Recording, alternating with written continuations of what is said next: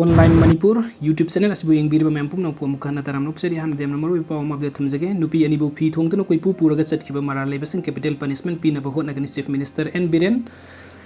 hauzik state asida thokleba irang asiga mari lenana masing yamlabu nupa kaya amana nupi anibu phi thongtuna koi pu puraga chatpagi video ama social media da viral oirakhiba galoina ngasidagi hauraga parliament session da video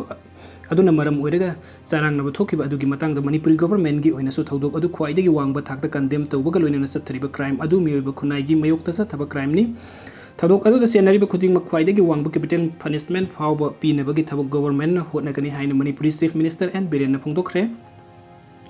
थासी कुनगी नुमिदांग the government ना असिदा यावरिबा minister Singh अमदि MLA Singh यावना chief minister गी secretariat office ता पंगथोकिबा पावगी मिफम अमदा एन बिरेन ना हाई पुलिस स्टेशन दा कंप्लेंट तौरपगी मतुंग इना थोकिबा थौदोक अदु मे गी तांग मरी दनी अदुगा साइकिल पुलिस स्टेशन दा कंप्लेंट तौरपना मे गी तांग तरागनि पांदनी अदुगा मखाताना जुन गी तांग कुनमाथोइदा नोंपोक सेंगमाइदा केस असि ट्रांसफर तौरखिबनी थौदोक थोकिबा मतम मे गी तांग मरी असि हजिक थोकलिबि इरांग असि मे गी तांग अहुमदगी हौरखरगा मतुंगदा मखाताबा नुमित मरीनी मंगानी असि मैकै खंगदना मोंग तादबा थौदोक कया अमा थोकपा मतमनी अदुगा कंप्लेंट अदुसु थौदोक थोक्रबा मतुंग नुमित तरागा मरीनीगी मतुंगदा तौरकपा ओइखि असुमना युम मै थाबा मियोय कया हाना सुनबगी मरक असि थोकलिबा थौदोक अदु खंगदोकनबा होनबदा मतम संखि हाइरिबा थौदोक अदुगी वीडियो अमा सोशल मीडिया दा थोकलकपदगी यामना थमोय सोकपा यामना नुंगाइतबा हाइबा अदु ओइखि खुदकता स्टेट गवर्नमेंट पुलिस डिपार्टमेंट दा थौदोक अदुगी मतंगदा थिगतपा हौबगा लोइना थौदोक अदुगी मरु ओइना चेनबा मियोय हाइबा अमा थासीगी तरागा मपनदा पुलिसना फगतख्रे हौजिक सुलेप्तना अरैबा पुलिस फोर्स सिजनरगा चेनबा मियोय सिंग मखाताना फगतनबा थबक तौरी थोकलिबा थौदोक अदु यामना लेबक थिपा लान ओइरगा सुनुपी अंगांग अहलमनदा तौरोइदबा लिचटनी अदुगा थौदोक अदुमक अखोइगी लोनचत्ता अमदि चटनबिदा यावरक्तबा अदुगुम्बा लिचट अदु ख्वाइदगी वांगबा थाकता लेजिस्लेचर अमदि मणिपुरी मियामना कंटेम तौई असुमना थोकलिबा इरांग मरक असिदा मरिंगी नुपी लुसी कौबी अमा हाटकिबा अमदि हंदक तो क्वाकैथेन मयाई कोइबदा कुकीगी नुपी अमा हाटकिबा अदु गवर्नमेंट असिना अकनबा मोंगदा कंडेम तौई हाइनासु ममांगदा फोंदोखिबा लैख्रे थोकलिबा तौहैदबा थौदोकसिंग असिदा मणिपुरी प्रजा पुमनमकना कंडेम तौरी तौफमसु थोई असिगुम्बा थौदोक असिम मतुंग ताबदा अमुक हन्ना थोक्तनबा चेनबसिंग दा ख्वाइदगी कनबा चेरा कोर्टना पिहन्नबा होनगनी गवर्नमेंट की मैकैदगसु कैपिटल पनिशमेंट फाव पिननबा मचाकसिंग कोर्ट मतेंग पांगनबा गवर्नमेंट ना होनगनी अखोई पुमनमकसु असिगुम्बा मियोय खुनाइगी मयोक्ता सथबा क्राइम सिंग असि तौदनबा पुमनमक्ता वखन तहन्नबा थबुक पैखतमिनसी हंदक थोकलिबा असिना अरुइबा ओहेंसी हौजिक थोकलिबा इरांग असिदा माना तौरुबगी मतुंग इन्ना मदुबु थेंगनबा हाइबा असि पुलिस आर्मी ना तौजसनु मणिपुरी थुगाइदनबा होनबदा पुलिस आर्मी असम राइफल्स अमदि पैरामिलिटरी फोर्सिंग ना थेंगनगदबनी मणिपुरी काइबा हाइबा असि भारत काइबगा चप माने मरम अदुना लेबाक असिदा अयत अपन पिरिबसिंग असि गवर्नमेंट ना थेंगनगदबनी गवर्नमेंट ना मतेंग पांगबियु सेक्यूरिटी सिंग लंबी द चटपदा चेक तौबा अमदि अयत अपन पीबा तौबिगनु सोकनरिबा थेंगनरिबा असि मपानदगी संगसिलकबा खुलाई पाइबा सिंग ना तौबनी हाइबा असि उनरबा खंगनरबा ngakतनी थोकलिबि इरांग असिदा इखोइ पुमनमकना पुनसिनमिनरगा गवर्नमेंट दा मतेंग पांगबियु लैरिबा नागा कुकी मैतै पुमनमक भारत की मचा ngakतने अतै मणिपुर की वांगमदा संगसिलकलगा खुलाई पाइदुना चथरलिबा थौंग असि आइन की मतुंग इना थेंगनगनी असिगुम इसेसल सिंग हल्लमन सिंग दा मियोइबगी मिनुंगसिगी वांगमदा चथरलिबा असि लेपियु हाइनासु चीफ मिनिस्टर एन बिरेनना फोंदोरखी अदुगा मखाताब अपडेट असना नुपी अनि फी थोंगतनु कोइ पुपुबदा चेनबा मरी फारे अमगी युम मै थाखरे वाथुक असिगी मतंगना नोंपोक सेंगमाइ पीएस ना थीबा हुंबगी थबुक चथरखिबनी मे अहुमदगी हौरखिबा इरांग मनुंग मे मरी द थौबाल डिस्ट्रिक्ट के मफम अमदा थोकपनी हाइबा नुपी अनि फी थोंगदनु कोइ पुपुरबगी वीडियो अमा भाइरल चलकपगा मरी लेना थौबाल डिस्ट्रिक्ट पुलिस ना थौदोक अदुदा हक्थेंगना चेनबनी हाइबा नुपा मरी फारे थौदोक अदुदा हक्थेंगना चेनबनी हाइबा नुपा अमगी युम लेकाई मियामना मै थाखरे इरांग अदुबु कंट्रोल तौनबा लाकपा आरएफ की कंगुसिंग मैरा पाइबिसिंग थिंगदुना संगहनखिद्रे हाइरि पुलिसना फारबसिंग अदुदि हुइरेम हरिदास सही कुंत्रागनि थोय अपोकपगे Ming लेखिद्रबा Rajen पेची अवांग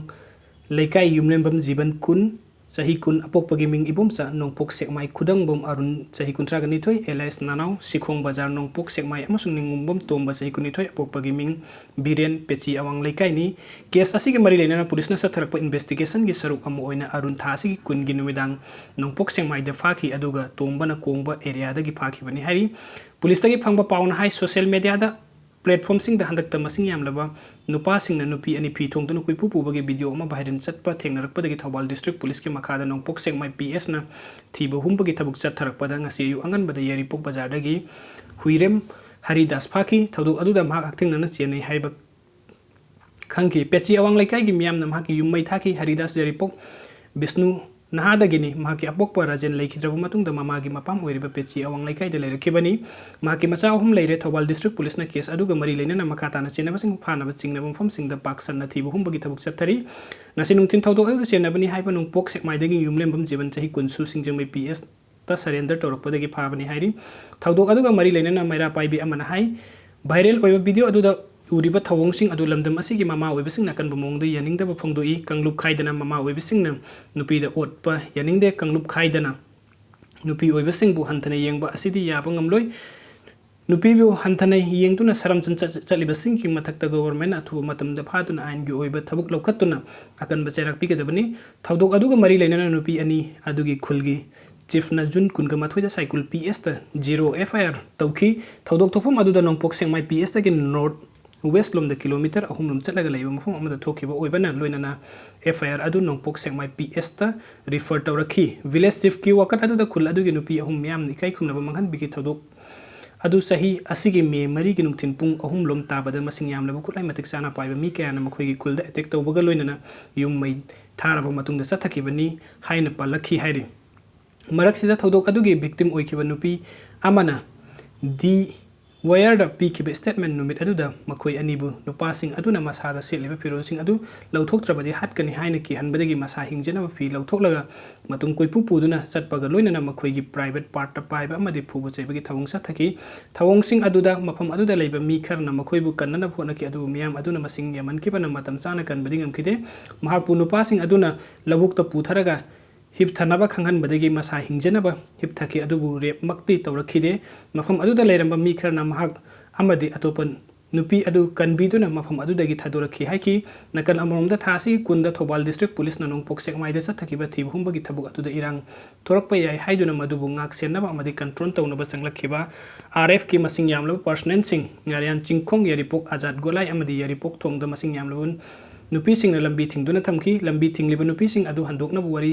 sanabada yadabadagi makhuiba tankainaba RF ki maikaidagi tiar gas sel kaya kapki adu nupi sing aduna masing hena yamsilakpadagi RF sing adu sangsinba ngamdana leikhi miyam aduna yaripok thongda nung amasung leingoi truck ta puraktuna thomjinduna lambi adu thingjenki numidang atengba phawba RF ki personnel sing adu sangsinba ngamdana leikhi hairi RF na tiar gas sel kaya kap adu da yaripok angtha khongnang khongdagi konthojam bimola sahi yangkhai gani thoi amasung konthojam justina sahi kun kawbi nupi ani asok apan nangki hairi thaudok aduga mari lenana Bisnuha Youth Federation yaripok ki president Laisram Anandana phodorpada viral celiba video amagi matangda PM na pankhiba aduda maitei puruptagi thawong adu chathana ba kanana su insin kiba laikide amadi video aduda yauriba thengnana chenabasing ain gi oiba serak matik chana pibiu thaudok aduda chenabasing athu matamda masana ain gi thongda changjaraktrabadi miyamna haurakpa ihauda thorakpa khudingmaki afafata pumba masana pugadabani hairi aduga mathangi update asina nupi ani fi thongtana pubagi thaudok akan bamongda condemn tawi governor DGP khauduna thaudok adugi matangda chenabasing phadun khwaidagi kanba cherak pihanna ba khangan khre hairi